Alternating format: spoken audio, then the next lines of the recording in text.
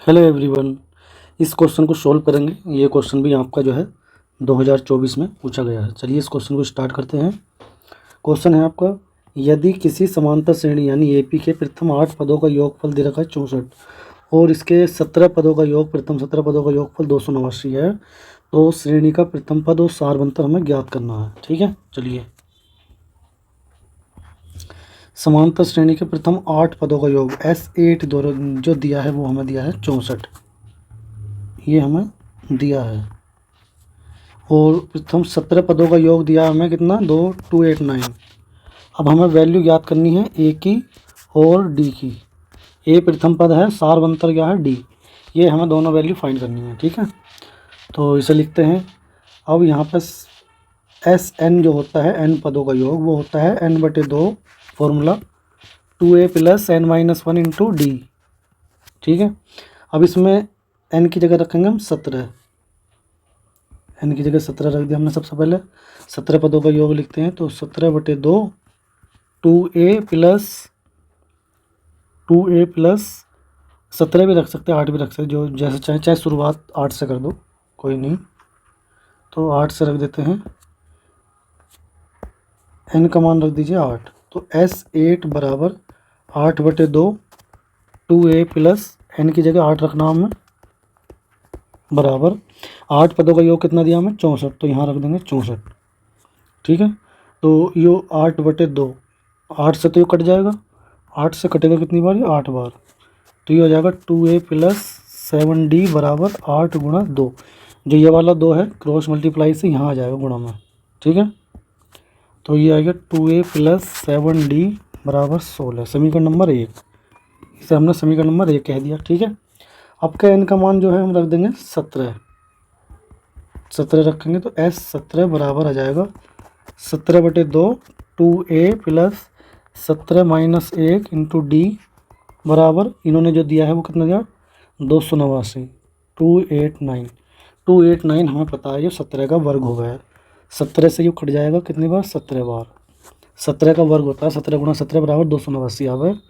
ठीक है, 2a plus 16d का जो मान आ गया 17, और 2 क्रॉस मल्टीप्लाई से जो है आपका इधर आ जाएगा ये। ठीक है तो कितना हो जाएगा ये 2a प्लस 16d बराबर 34, समीकरण नंबर 2। ठीक है, समीकरण नंबर 1 और 2 को हमें सोल्व करना है, ए और डी का मान ज्ञात करना है। तो आप इन दोनों समीकरण को या तो प्रतिस्थापन विधि से सोल्व कर दो या विलोपन विधि से। तो मैं यहाँ पर विलोपन विधि से कर रहा हूँ। ए का कोफिशिएंट यहाँ पर देखो वो बराबर हो गया, 2 यहाँ पर है 2 यहाँ पर है, तो घटा देंगे इन्हें ऊपर नीचे लिख के। 2a प्लस 16d बराबर हो गया 34, और 2a प्लस 7d बराबर हो जाएगा 16। ठीक है, माइनस कर देंगे, चिन्ह बदलेंगे, माइनस माइनस और माइनस। यहाँ 2a कैंसिल आउट हो जाएगा, 16 में से 7 घटा दो, 3 और 6 9d, और 34 में से इसे घटाएंगे तो ये आ जाएगा तुम्हारा 18। जो हासिल लेंगे 14 में से 6 घटाएंगे, 4 4 8 फिर 1, तो डी का जो मान आ जाएगा वो आ जाएगा 18/9 यानी 2। तो हमारा जो सारवंतर है वो हमारे पास आ चुका है, वो उसका मान आ गया 2। ठीक है, अब हमें ए का मान ज्ञात करना है। ए का मान किसी भी एक समीकरण में रख देंगे, समीकरण नंबर 1 में रख दो या 2 में रख दो। समीकरण नंबर 1 लिख लेता हूँ, 2a प्लस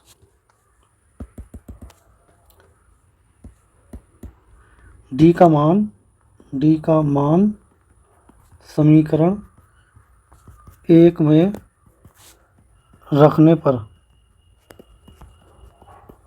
समीकरण नंबर 1 है 2a प्लस 7d बराबर 16, 2a प्लस 7d बराबर 16।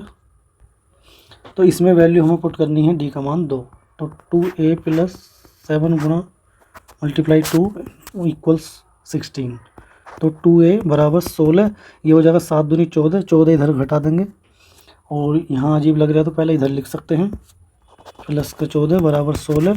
14 हमारा इधर चला जाएगा, तो 16 माइनस 14 घटा देंगे इसे, तो कितना बचेगा 2। ए का मान कितना जाएगा 2/2 यानी 1। एक की वैल्यू आया यानी प्रथम पद यहाँ पर कितना आ गया 1। ठीक है, दोनों वैल्यू आ गई हमारे पास, यही हमारा इसका आंसर हो जाएगा। तो मैं एक बार फिर से समझा देता हूँ इसे। सबसे पहले समांतर श्रेणी के इन्होंने 18 पदों का योग दिया हमें, और 8 पदों का योग, n पदों का योग हो Sn, तो उसने 8 पदों का योग हमें दे दिया, ठीक है। फिर ऐसे ही प्रथम 17 पदों का योग दे दिया, ये तो दोनों हमने लिख लिए।